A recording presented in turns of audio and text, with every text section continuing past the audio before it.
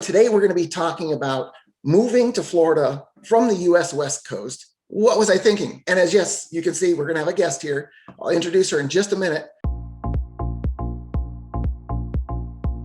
But if you're looking for a channel to tell you a little bit more about what it's like to live, play, eat, sleep, and buy real estate on the Gulf Coast, this is the channel for you. Again, my name is Cunha. I'm a realtor here in the area.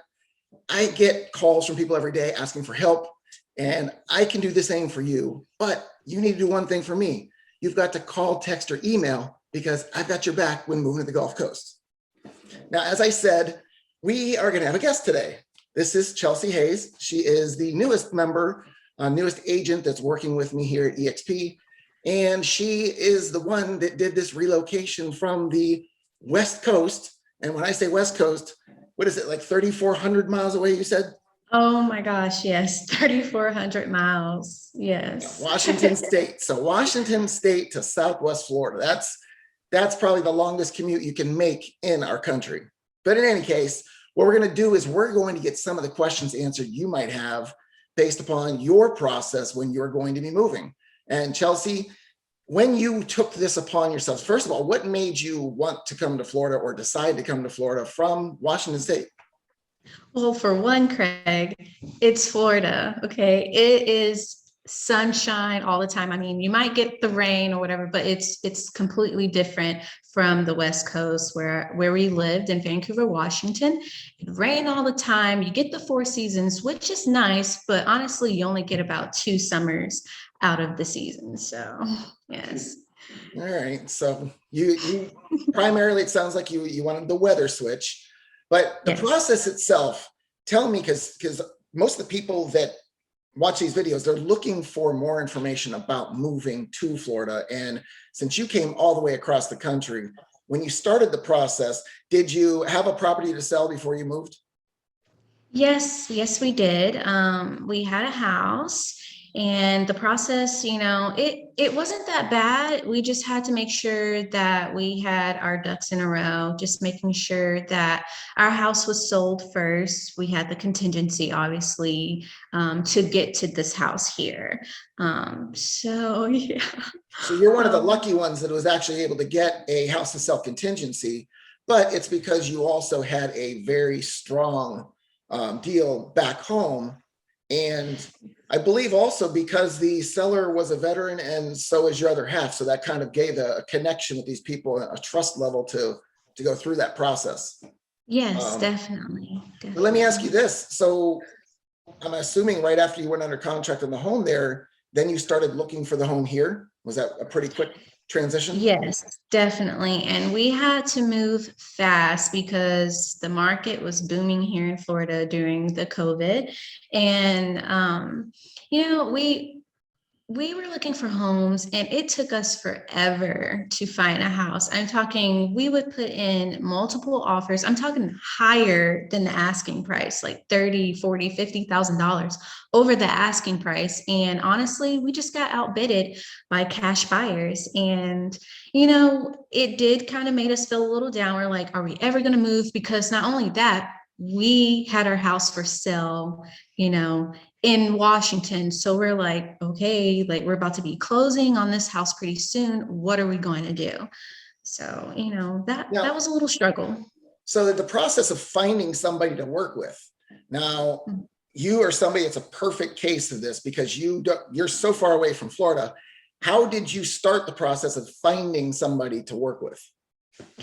YouTube. So that was your starting point? Yes, definitely. Well, okay, so we were, when we were looking to see where we wanted to move in Florida, we went on YouTube, just doing a little research, what it's like, the things to do in Florida, where to live, and we found you. And we were very interested in the information you were giving and just your energy and how you presented yourself. And we felt like you were the person that we could trust. And well, I appreciate that. So. I appreciate that. I know that we had some struggles along the way, even when we were trying to get the home closed here, some additional hoops to jump through, some steps to take. And those are things I try to relay to people that you do want a professional, because we see this stuff all the time.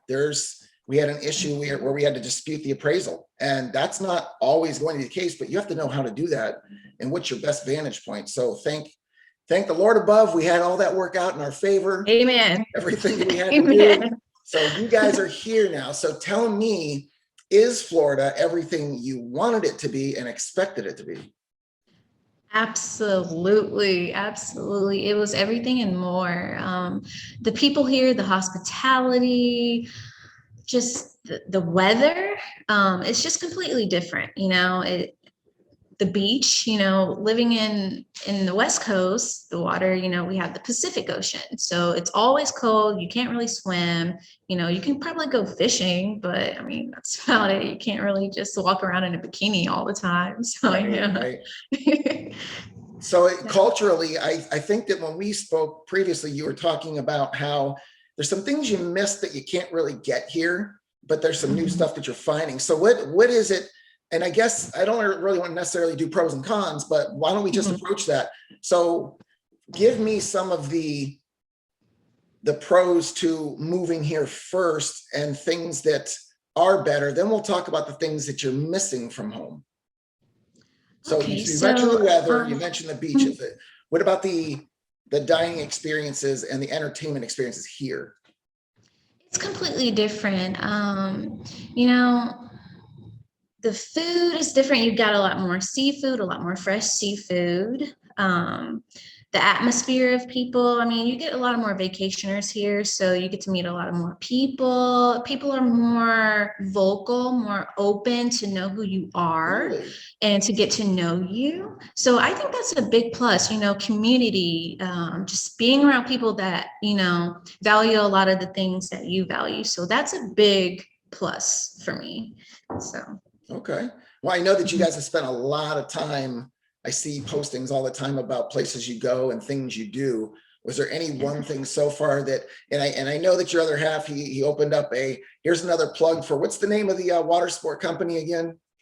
Sunset Ski and Water Sports. So if you guys are looking for any water sport activities in Southwest Florida, we'll go ahead and put that information down below so you can reach out to James, get yourself hooked up with some jet skis and get out there on the water and enjoy all this stuff that she's talking about.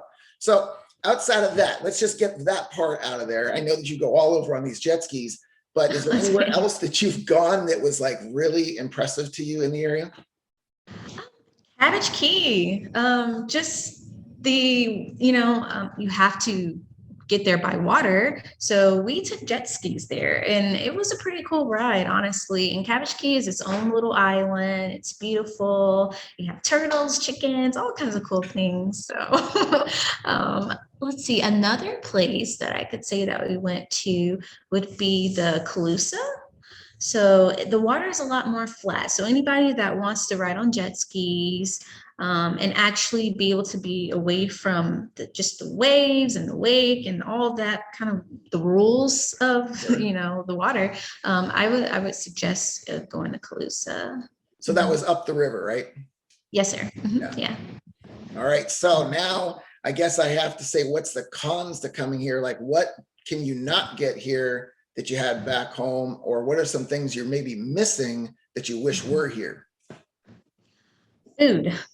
There's not a lot of variety of food here. I mean, you got your seafood, you got your Caribbean food, but it's just, you don't have a lot of, I would say cultural food, like Russian, better Chinese food. The Chinese food places aren't that great, but yeah. And I would say, oh man, not knowing exactly when it's going to rain, because the weather, you look at the weather, it's like, oh, it's not going to rain today, but it will literally pour down raining. So I would say that's another con. One thing that I would say that I do miss about Washington is enjoying the holidays, actually having the snow and just being in that holiday spirit. You don't get snow here, so that's completely different. You're right about that, but you haven't gotten into our green Christmases yet because we're just coming up on that holiday. Yeah, I'm excited to see what happens. I mean, it is different. You can still get the Mhm. lights. We do have some places that do light shows and things here. There's some neighbors that I know that do that kind of thing. So hopefully I'll be able to introduce some of that as we get towards the season. But yeah, it took a little while to get used to that too. The snow part is you might even want to escape to a place with snow in your first couple of years just to see it, because you do miss it a bit.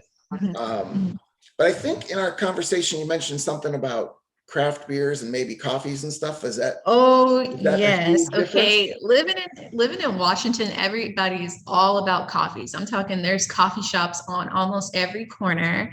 Not Starbucks. I mean, you have your Starbucks, but I'm talking about true, like just authentic coffee from all over. So just the way, that's made, it's completely different from here. I mean, I've been to a few coffee shops, but it's nothing like the Pacific Northwest. And the beers, oh my goodness, you have tons of breweries over there, different varieties. I mean, anything you want, you can literally get it over there. And I miss that here for sure.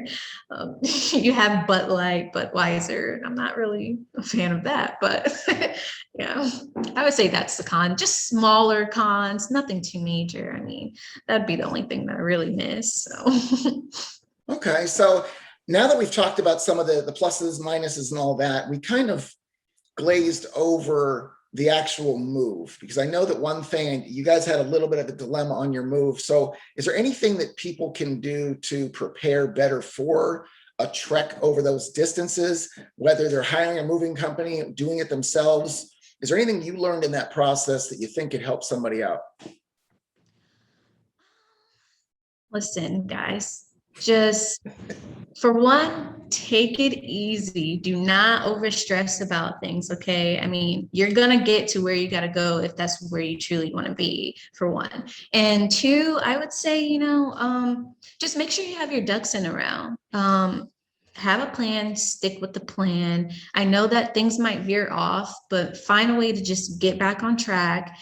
Talk to your realtor and, just talk to people to just help guide you through it also. Yeah, I mean, it's not that easy when you're moving all the way from one side of the country to the next. It really isn't, because you have to figure out, okay, how are you going to move your stuff? We bought a 20-foot trailer.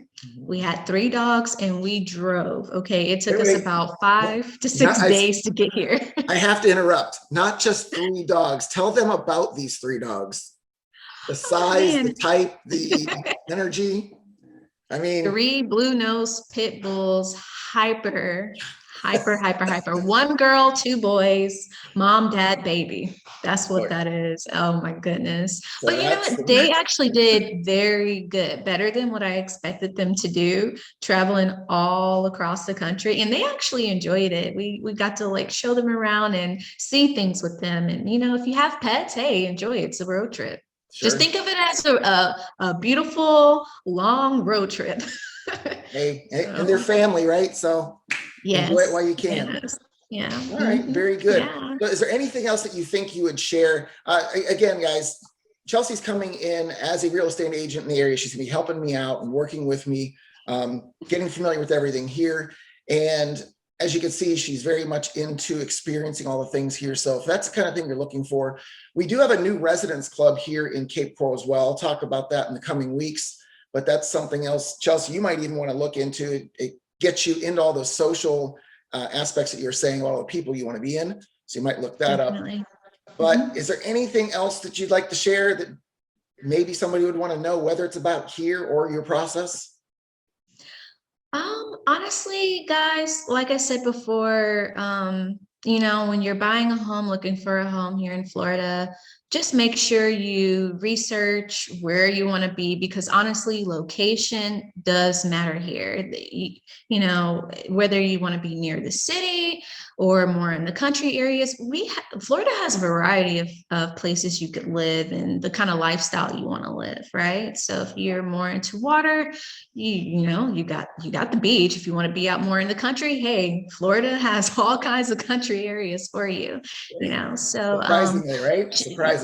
Yeah. And just just enjoy the process. Trust me, it is worth it in the end. And if Florida is where you want to be, you will make it happen. Okay. So just take it easy, enjoy the ride, because Florida is definitely another breed for sure, and different character. And you will love it here. I promise you, you will. So Well, that's a firsthand experience of moving to Florida from the US West Coast. And as you can hear, there are some challenges and all that, but in the end, it really is a great thing to have. Chelsea, again, this is Chelsea Hayes. Thank you so much for sharing your experience. And for all you out there, as always, if you want any more information about moving to Florida, check out one of the other videos up above.